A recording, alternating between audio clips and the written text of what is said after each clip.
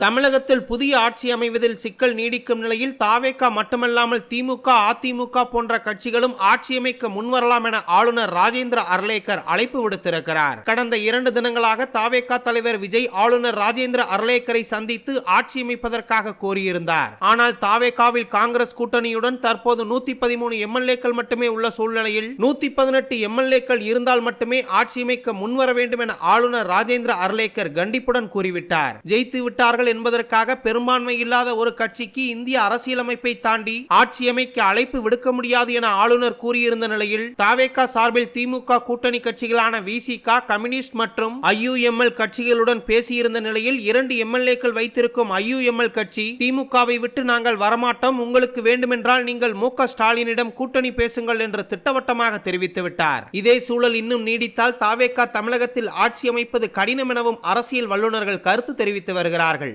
கடந்த 2006ஆம் ஆண்டு திமுக வெறும் 96 இடங்களில் மட்டுமே வெற்றி பெற்று ஆட்சி அமைத்ததென்றால் உங்களால் நம்ப முடிகிறதா? இந்த 2026இல் நடிகராக இருந்த விஜய் எப்படி கட்சி ஆரம்பித்து தேர்தலை சந்தித்தாரோ அதே போல 2006ஆம் ஆண்டு நடிகராக இருந்த விஜயகாந்த் தேமுதிக என்ற கட்சி ஆரம்பித்து தேர்தலை சந்தித்தார். தேர்தல் முடிவுகள் வெளியான போது திமுக 96 இடங்களிலும், அதிமுக 61 இடங்களிலும், காங்கிரஸ் 34 இடங்களிலும் வெற்றி பெற்றது. விஜயகாந்த் தான் சந்தித்த முதல் சட்டசபை தேர்தலில் 8.38% வாக்குகளை பெற்றிருந்தார். பின் எப்படி கலைஞர் கருணாநிதி முதலமைச்சரானார் என்றால் ஆளுநரை சந்திப்பதற்கு முன்பாகவே காங்கிரஸ் கட்சியிடமிருந்து 34 எம்எல்ஏக்கள் ஆதரவு கடிதத்தை கலைஞர் கருணாநிதி பெற்றுவிட்டார். 130க்கும் அதிகமான எம்எல்ஏக்களை வைத்துக் கொண்டுதான் ஆளுநரை சந்தித்து ஆட்சியமைக்க விருப்பம் தெரிவித்தார் கலைஞர் கருணாநிதி. இதே பாணியில் விஜயும் 118 எம்எல்ஏக்கள் ஆதரவு கடிதத்தை கொடுத்தால் ஆளுநர் ஆட்சியமைக்க அழைப்பார். அப்படி இல்லை என்றால் தமிழ்நாட்டில் தொங்கு சட்டசபை நிலவி கவர்னர் ஆட்சி அமல்படுத்தப்படும் என்பதும் குறிப்பிடத்தக்கது.